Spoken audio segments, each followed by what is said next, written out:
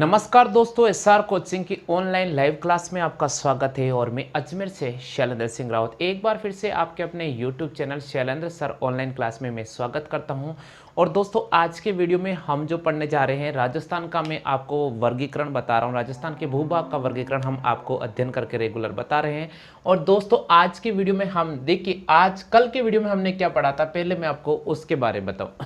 मित्रों, आपको पता होगा कि कल के वीडियो में हमने पढ़ा था राजस्थान का दक्षिण पूर्वी भूभाग। कौन सा भूभाग पढ़ा था कल हमने?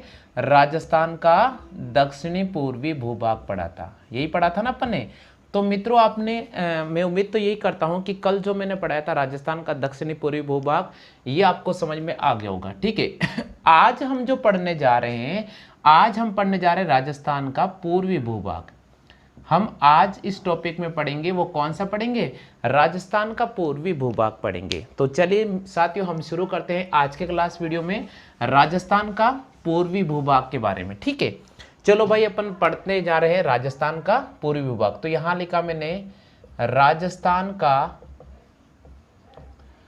पूर्वी भूभाग। हम आज इस टॉपिक में कौन सा टॉपिक पढ़ने जा रहे हैं? राजस्थान का पूर्वी भूभाग। दोस्तों, आपको पता होगा कि जैसे मैंने कल आपको राजस्थान का दक्षिण पूर्वी भूभाग पढ़ाया था, मैंने आपको बताया था कि राजस्थान के 33 जिले में से 7 जो जिले आते हैं वो राजस्थान के दक्षिण पूर्वी भूभाग के अंदर आते हैं।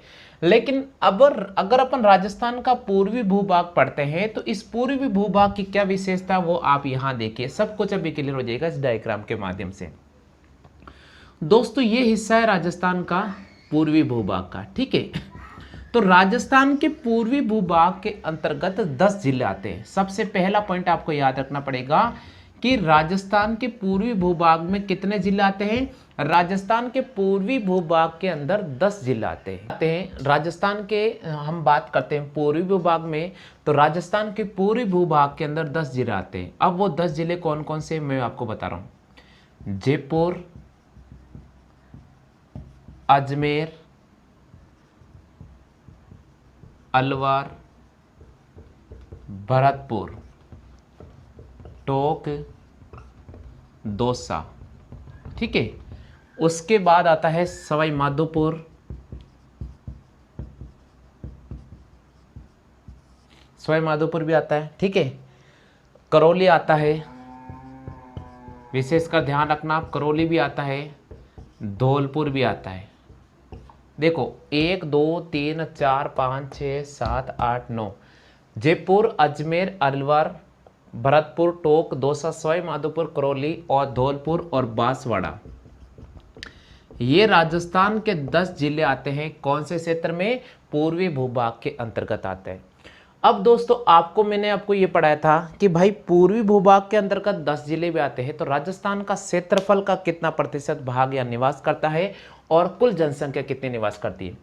तो यहां पर विशेषकर आपको ध्यान रखना पड़ेगा कि राजस्थान के क्षेत्रफल का 23% भूभाग, 23% भूभाग इस क्षेत्र में आता है।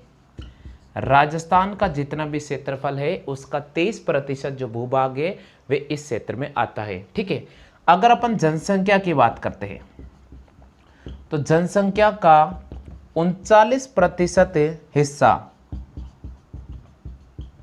इस क्षेत्र में निवास करता है, इस क्षेत्र में निवास करता है।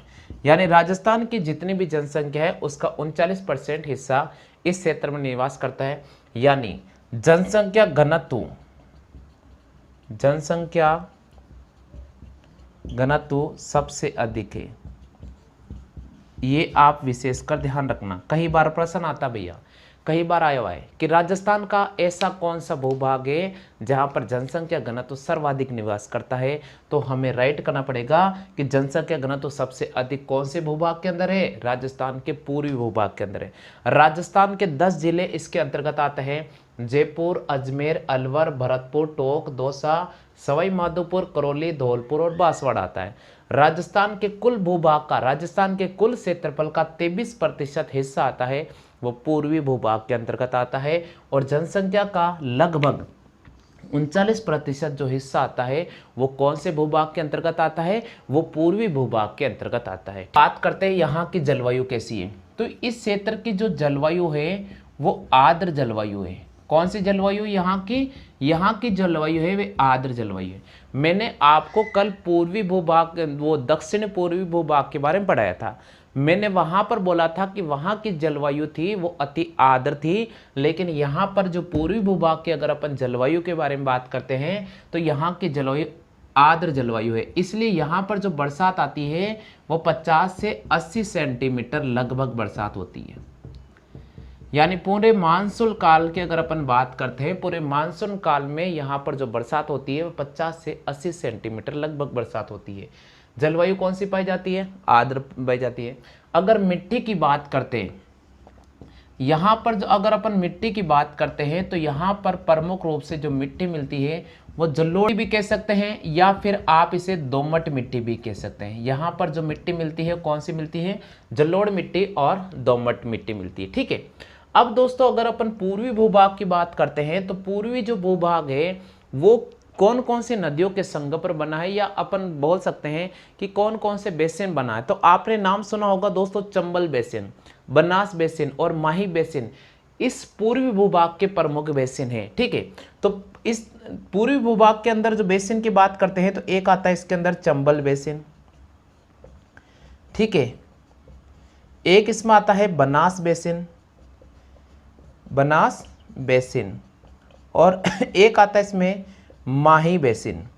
यानी अगर अपन पूर्वी भूभाग की बात करते हैं या नदियों के संगम की बात करते हैं या यहाँ की जलवायु के बारे में बात करते हैं, यहाँ के बनावट के बारे में बात करते हैं, यहाँ पर बीहड़ क्षेत्र की बात करते हैं तो उसमें आता है चंबल बेसिन, बनास बेसिन और माही बेसिन। आगे प्रमुख रूप से 3 बेसिन से मिलकर बना होता है, जिसमें चंबल बेसिन, बनास बेसिन और माही बेसिन प्रमुख रूप से। अब दोस्तों हम बात करते हैं कि इस क्षेत्र में सिंचाई किससे होती है। तो इस क्षेत्र के सबसे विशेषता होती है कि यहाँ पर जो सिंचाई की जाती है वो कुओं से सिंचाई की जाती है। यहाँ पर जो सिंचाई होती है वो किससे होती है? यहाँ पर जो सिंचाई होती है अक्सर यहाँ पर कुओं से सिंचाई की जाती है। इस क्षेत्र में जो सिंचाई की जाती है वे कुओं से की जाती है। भाग के ढाल के बारे में बात करते हैं तो इस पूर्वी भाग का जो ढाल है वो पश्चिम से पूर्व की ओर है, पश्चिम से पूर्व की ओर है। अब सुनना, जब भाई इसका जो ढाल है वो पश्चिम से पूर्व की ओर है, इसलिए तो यहाँ पर जो बहने वाली नदियाँ होती है वे अपने जल को अब देखिए जब इसका ढाल पश्चिम से पूर्व की ओर है तो यहाँ पर बहने वाली जो नदियाँ होती है वो अपने जल जाकर आगे ले जाकर बंगाल की खाड़ी में गिराती है। तो विशेषकर ध्यान रखना कि यहाँ पर जो नदियाँ बहती है वे अपना पानी कहाँ तक ले जाती है? बंगाल की खाड़ी तक लेकर जाती है। ठीक है। अब दोस्तों अपन बात करते हैं यहाँ पर नहरें। इस क्षेत्र की जो प्रमुख नहरें हैं वो कौन कौन सी नहरें हैं? तो इस क्षेत्र की जो प्रमुख नहरें हैं उनके बारे में बात कर लेते हैं। इस क्षेत्र में 2 प्रमुख नहरें हैं। एक होती है भरतपुर नहर, इसमें क्षेत्र में एक है भरतपुर नहर और दूसरी है यहाँ पर गुड़गांव नहर। यहाँ पर 2 प्रमुख नहरें हैं, एक होती है भरतपुर नहर और दूसरी है यहाँ पर गुड़गांव नहर। यानी 2 प्रमुख नहरें यहाँ पर देखने को आपको मिलेगी जिनके नाम है भरतपुर नहर और गुड़गांव नहर। के अंदर जो बीहड़ क्षेत्र में देखने को मिलेगा वो चंबल का बीहड़ क्षेत्र सबसे अधिक, चंबल का बीहड़ जिसको कदराई भी कहते हैं। क्या कहते हैं? चंबल का बीड़ या कदराई यहाँ पर सबसे अधिक देखने के मिलेगी। अब दोस्तों मैं आपको सबसे महत्वपूर्ण बात बता रहा हूँ इस पूरी भाग की। वो महत्वपूर्ण बात यह है कि यहाँ पर जो चंबल नदी का ढाल है जी, चंबल नदी का ढाल कौन सा है? चंबल का ढाल कैसा है? कई बार प्रश्न आता है। वो दक्षिण से उत्तर की ओर है, दक्षिण से उत्तर की ओर चंबल नदी का ढाल है वो दक्षिण से उत्तर की ओर है। तो बनास नदी का ढाल किधर है? बनास नदी का ढाल, तो बनास नदी का ढाल की अगर अपन बात करते हैं तो बनास नदी का ढाल होता है दक्षिण पूर्व से, सॉरी दक्षिण पश्चिम से उत्तर पूर्व। बनास नदी का जो ढाल है वो दक्षिण पश्चिम से उत्तर पूर्व की ओर है। ठीक है।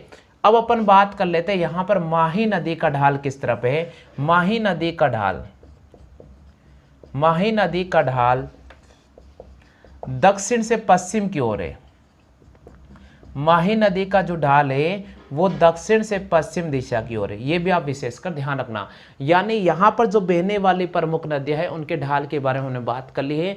चंबल का जो ढाल है दक्षिण से उत्तर की ओर है। वही अगर बनास नदी के ढाल की बात करते हैं तो दक्षिण पश्चिम से उत्तर पूर्व की ओर है। माही नदी के ढाल की बात करते हैं तो दक्षिण से पश्चिम की ओर है। ठीक अंदर तो यहाँ पर राष्ट्रीय उद्यान की अपन बात कर लेते हैं कि यहाँ पर कौन कौन से राष्ट्रीय उद्यान है। तो अगर अपन राष्ट्रीय उद्यान की बात करते हैं तो इस क्षेत्र में 2 राष्ट्रीय उद्यान आपको देखने को मिलेंगे। एक है केवला देवी राष्ट्रीय उद्यान, ठीक है, केवला देवी राष्ट्रीय उद्यान, और दूसरा आपको देखने को मिलेगा वो मिलेगा रणथंभौर उद्यान। 2 आपको यहाँ पर उद्यान देखने को मिलेगा। एक मिलेगा केवला देवी राष्ट्रीय उद्यान और दूसरा मिलेगा आपको रणथंभौर उद्यान। ठीक आता है। 56 का जो मैदान आता है वे भी इसी क्षेत्र में आता है। और आपको पता होगा प्रतापगढ़ और बांसवाड़ा के मध्य का जो भूभाग है उसे अपन 56 का मैदान कहते हैं। 56 का बेसिन है उसे बांगड़ के नाम से भी जाना जाता है। तो 56 के बेसिन को हम बांगड़ के नाम से भी जानते हैं। तो आज की इस वीडियो में हमने पढ़ा है राजस्थान का पूर्वी भूभाग के बारे में। पूर्वी भूभाग की जलवायु की बात करते हैं तो आर्द्र जलवायु है। यहाँ पर बरसात होती है 50 से लेकर 80 सेंटीमीटर लगभग होती है। अगर यहाँ की मिट्टी की बात करें तो यहाँ पर जलोढ़ मिट्टी पाई जाती है, दोमट मिट्टी पाई जाती है। इस क्षेत्र में 10 जिले आते हैं। जयपुर, अजमेर, अलवर, भरतपुर, टोंक, दौसा, सवाई माधोपुर, करौली, धौलपुर और बांसवाड़ा आता है। इस क्षेत्र में अगर सिंचाई की बात करते हैं तो यहाँ पर सर्वाधिक सिंचाई आपको कुओं से मिलेगी। ठीक है। इस क्षेत्र की बात करते हैं तो यहाँ पर राष्ट्रीय उद्यान है 2, एक केवला देवी राष्ट्रीय उद्यान करौली के अंदर है, रणथंभौर उद्यान। ठीक है। अब यहाँ पर नहरों की बात करते हैं तो इस क्षेत्र में 2 प्रमुख नहरें, एक भरतपुर नहर और दूसरी होती है गुड़गांव नहर। दोस्तों इस क्षेत्र पर बीहड़ और कदराई देखने को मिलती है जिसको चंबल का भेड़ भी कहते हैं। ठीक है। यहाँ पर उस क्षेत्र का 23% भूभाग, राजस्थान का जितना भी क्षेत्रफल उसका 23% भूभाग यहाँ पर आता है। और जनसंख्या का 39% इसी क्षेत्र में निवास करता है। यानी राजस्थान का सर्वाधिक जनसंख्या घनत्व कौन से भूभाग का है तो हमें पूर्वी भूभाग को राइट करना पड़ेगा। ठीक है। ढाल की बात करते हैं तो इस क्षेत्र का जो ढाल है वो पश्चिम से पूर्व दिशा की ओर है। यहाँ पर चंबल नदी के ढाल है वो दक्षिण से उत्तर की ओर है। बनास नदी का ढाल है वो दक्षिण पश्चिम से उत्तर पूर्व की ओर है। माही नदी का ढाल है दक्षिण से पश्चिम की ओर है। दोस्तों पूर्वी भूभाग को 3 नदियों के संगम या 3 बेसिन से मिलकर बना हुआ माना जाता है। उसमें चंबल का बेसिन आता है, बनास बेसिन होता है, माही बेसिन आता है। बनास नदी के दक्षिण के अंदर मेवाड़ का पठारी क्षेत्र आता है जिसको, ठीक है, और ऊपर अगर अपन जाए तो मालपुरा का पठारी इलाका आता है। ये आप विशेषकर ध्यान रखना। और अगर अपन बात करते हैं यहाँ पर 56 का पठार, जो 56 के जो पहाड़ियाँ स्थित है वो इसी पठारी भूभाग में बांसवाड़ा और प्रतापगढ़ के मध्य का जो क्षेत्र है वो 56 का पठार के नाम से भी जाना जाता है। तो दोस्तों आज की वीडियो में हमने पढ़ा है राजस्थान का पूर्वी भूभाग और कल के वीडियो में हमने पढ़ा था राजस्थान का दक्षिणी पूर्वी भूभाग। में राजस्थान के 10 जिले आते हैं। कुल क्षेत्रफल का 23% भाग यहाँ पर आता है और कुल जनसंख्या का 39% भाग यहाँ निवास करता है। जनसंख्या घनत्व की अगर अपन बात करते हैं तो सबसे अधिक जनसंख्या घनत्व इसी क्षेत्र का है। यहाँ पर बरसात की बात की जाए तो यहाँ पर बरसात 50 से लेकर 80 सेंटीमीटर होती है। जलवायु की बात की जाए तो यहाँ की जलवायु आर्द्र जलवायु है। मिट्टी की बात की जाए तो यहाँ की जो प्रमुख मिट्टी है वो जलोढ़ व दोमट मिट्टी है। यहाँ पर जो पूर्वी भूभाग है वो 3 नदियों के बेसिन पर बना होता है, चंबल बेसिन, बनास बेसिन और माही बेसिन। यानी राजस्थान का पूर्वी भूभाग है उसको 3 भागों में बांटा गया है और उन तीनों भागों की बात करते हैं तो उसमें आता है चंबल बेसिन, बनास बेसिन और माही बेसिन। दोस्तों डूंगरपुर, बांसवाड़ा और प्रतापगढ़ का मैदानी भाग भी इसी क्षेत्र में आता है।